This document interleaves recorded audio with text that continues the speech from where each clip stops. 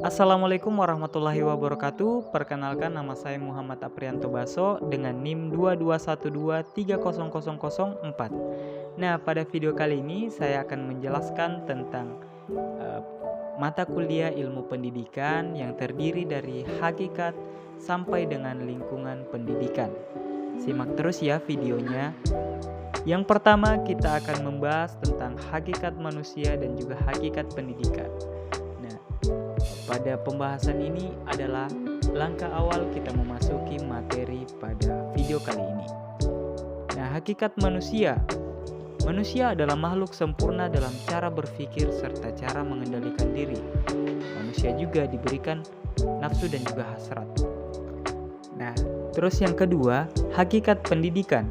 Hakikat pendidikan adalah usaha sadar dan terencana untuk mewujudkan suasana belajar. Nah, proses pembelajaran agar siswa secara aktif mengembangkan potensi dirinya untuk memiliki kekuatan spiritual keagamaan, pengendalian diri, kepribadian kecerdasan, akhlak yang mulia, serta keterampilan yang diperlukan dalam masyarakat. Nah, hakikat pendidikan adalah upaya sadar untuk mengembangkan potensial yang dianugerahkan kepada Tuhan, kepada manusia, dan diarahkan pada tujuan yang diharapkan agar memanusiakan manusia dan menjadikan sebagai insan kamil dan manusia utuh dan kafah. Fitrah manusia. Manusia diciptakan dalam keadaan fitrah dan suci. Manusia menjadi baik atau buruk ditentukan oleh pendidikan, baik dari pendidikan orang tua, pendidikan sekolah, maupun pendidikan lingkungan. Nah, maka dari itu, pendidikan dan juga lingkungan berperan penting dalam pembentukan manusia yang manusiawi. Selanjutnya, dalam dimensi manusia. Dimensi manusia ternyata ada beberapa macam. Yang pertama, dimensi individu, dimensi sosial, dimensi kesusilaan, dan dimensi keberagaman. Dalam fitrah manusia sebagai manusia dalam pendidikan, fitrahnya ialah dididik.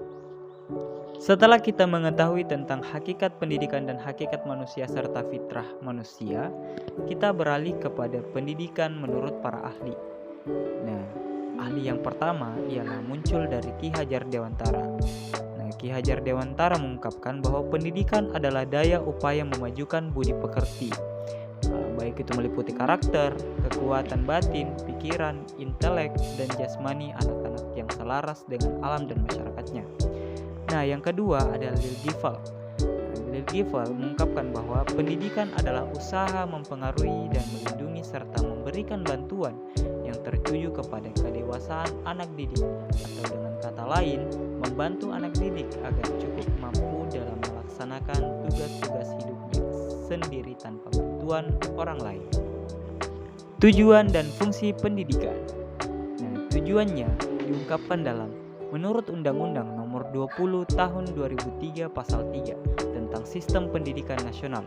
Tujuan pendidikan adalah untuk mengembangkan potensi peserta didik agar menjadi manusia yang beriman dan bertakwa kepada Tuhan Yang Maha Esa, berakhlak mulia, sehat berilmu, cakap, kreatif, mandiri, dan menjadi warga negara yang demokratis serta bertanggung jawab.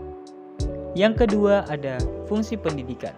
Fungsi pendidikan sebagai alat pengembangan pribadi, pengembangan warga negara, pembentukan watak, serta membentuk peradaban.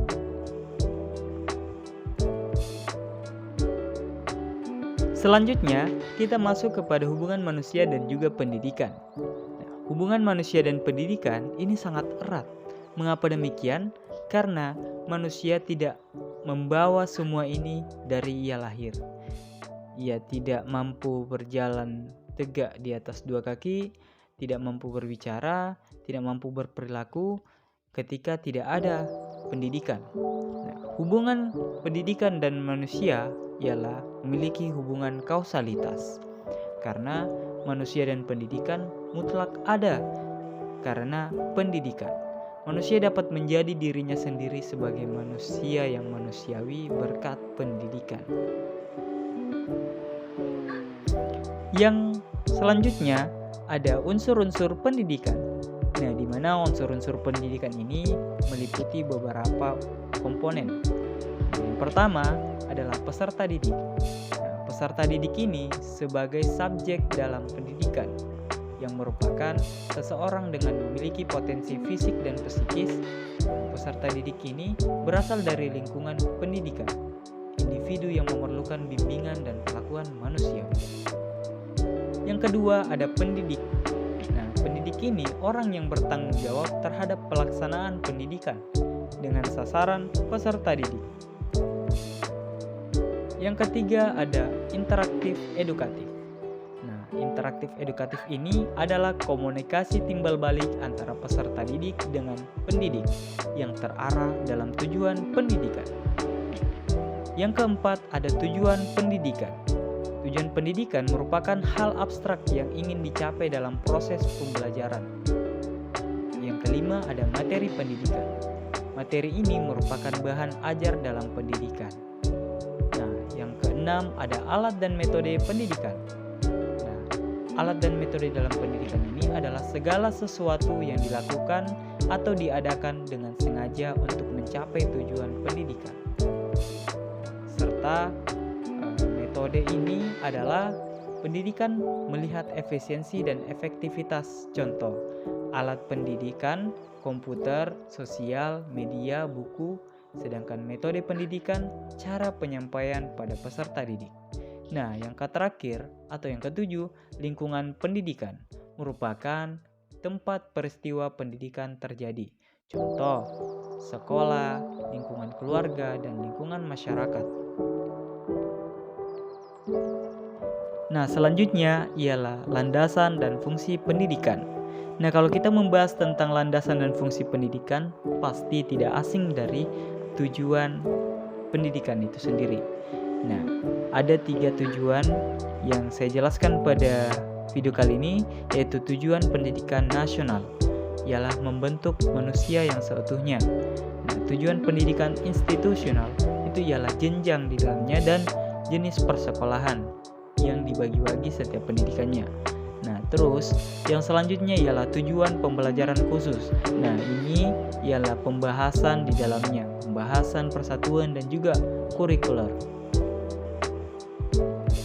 Nah, selanjutnya ialah membahas tentang fungsi pendidikan. Nah, di dalam fungsi pendidikan ini terdapat beberapa komponen. Yang pertama, pendidikan berfungsi sebagai sosialisasi. Yang kedua, berfungsi sebagai social control. Yang ketiga, sebagai pelestari budaya. Dan yang keempat, berfungsi sebagai perubahan sosial. Dan yang terakhir, berfungsi sebagai seleksi. Selanjutnya kita masuk kepada landasan pendidikan. Nah, pada poin pertama terdapat landasan teologis. Landasan teologis ini merupakan pendidikan multikultural. Dalam agama Islam itu ada kita berlandaskan pada firman-firman Allah Subhanahu wa taala yang terdapat dalam Al-Qur'an dan juga sunnah-sunnah Rasulullah SAW. Jadi landasan teologis ini landasan yang dia berlandaskan kepada keagamaan dan juga religius. Nah, yang selanjutnya ialah landasan filosofis. Nah, landasan filosofis ini adalah melihat pendidikan dari makna dan hakikat pendidikan itu sendiri. Nah, landasan filosofis ini berguna untuk mengembangkan serta memunculkan teori-teori baru dalam pendidikan sehingga pendidikan dapat berkembang. Nah, selanjutnya ialah landasan psikologis. Landasan psikologis dapat didefinisikan sebagai suatu landasan sebagai titik tolak dalam proses pendidikan yang membahas berbagai informasi tentang jiwa, psikis manusia, dan perkembangan dalam manusia guna memudahkan pelaksanaan proses pendidikan. Landasan sosiologis. Nah, landasan sosiologis ini merupakan pertimbangan atau alasan yang menggambarkan bahwa peraturan yang dibentuk untuk memenuhi kebutuhan masyarakat dalam berbagai aspek. Nah, landasan sosiologis ini sesungguhnya menyangkut fakta empiris mengenai perkembangan masalah dan kebutuhan masyarakat dan negara. Selanjutnya, landasan kultural. Nah, landasan kultural ini pada pendidikan adalah pengembangan pendidikan Pancasila yang didasarkan atas nilai-nilai yang diagungkan dan karenanya disepakati dalam kehidupan nasional.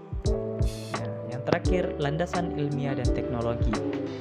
Nah, landasan ilmiah dan teknologi dalam pendidikan dalam arti sempit merupakan media pendidikan, yaitu hasil teknologi sebagai alat bantu dalam pendidikan agar berhasil guna efisien dan efektif. Nah, yang selanjutnya kita masuk kepada lingkungan pendidikan. Nah, lingkungan pendidikan ini terbagi atas 3, yaitu lingkungan pendidikan formal, informal, dan non-formal. Yang pertama, pendidikan formal. Nah, pendidikan formal ini merupakan jalur pendidikan yang pastinya kalian sudah tahu atau sudah umum di Indonesia, yaitu pendidikan yang diselenggarakan seperti sekolah yang memiliki tingkatan pendidikan, yaitu tingkatan SD, SMP, dan SMA. Nah, ciri-ciri pada pendidikan formal ini, yang pertama terdapat kurikulum yang terstruktur, memiliki persyaratan tertentu, memiliki materi yang bersifat akademik dan memakan waktu yang lama, serta dengan tenaga pembimbing atau guru yang memenuhi kualifikasi tertentu, tempat pendidikan, dan pemerintah. Nah, yang kedua ada pendidikan informal. Nah, pendidikan informal ini merupakan metode pendidikan dari keluarga dan lingkungan tertentu terhadap kegiatan belajar individu yang dilaksanakan dengan bertanggung jawab. Setelah lulus ujian, hasil pendidikan informal ini akan diperlakukan sama dengan pendidikan formal dan pendidikan informal. Dalam artian, pendidikan informal ini adalah pendidikan yang terjadi di ruang keluarga, yang dimana pendidiknya ialah ayah dan ibu. Nah, ciri-ciri pendidikan informal ini, ia di lingkungan keluarga. Nah, tidak terikat waktu, persyaratan khusus tidak berlaku. Nah, keluarga dan lingkungan berperan penting dalam proses pendidikannya. Nah, tidak berlakunya kurikulum dan juga jenjang pendidikan. Nah, pendidikan informal ini dilakukan dengan tidak adanya batasan waktu dan juga ruang. Nah, guru dalam pendidikan informal ini adalah orang tua. Nah, yang terakhir ada pendidikan non-formal. Nah, sistematika di luar sistem sekolah ini adalah bagian penting dari kegiatan skala besar yang dilakukan secara mandiri untuk membantu siswa tertentu mencapai tujuan belajar. Sebagian besar pendidikan informal berlangsung pada usia dini, misalnya taman pendidikan Al-Quran, ya, yang ada di masjid-masjid dan juga sekolah minggu yang ada di gereja. Terdapat berbagai kursus dan juga mulai dari kursus musik, les, dan masih banyak lagi. Nah, dalam artian pendidikan formal ini adalah aktivitas pendidikan yang terorganisir yang berlangsung secara mandiri dan sebagai bagian dari kegiatan yang lebih luas dan sistemnya dengan ciri-ciri pendidikan memiliki tujuan untuk mendapatkan keterampilan, berfokus pada siswa bagaimana ia belajar mandiri dan dapat mengontrol aktivitas belajarnya dan waktu pelajaran tidak dipengaruhi. Nah, kurikulumnya juga fleksibel dan biasanya peserta didik yang menentukan bagaimana ruang dan waktunya. Nah, serta hubungan guru dan siswa bersifat mendatar. Jadi saya kira seperti itu yang saya dapat jelaskan pada video kali ini. Kurang dan lebihnya mohon dimaafkan. Wabillahi taufiq wal hidayah. Wassalamualaikum warahmatullahi wabarakatuh. See you next time.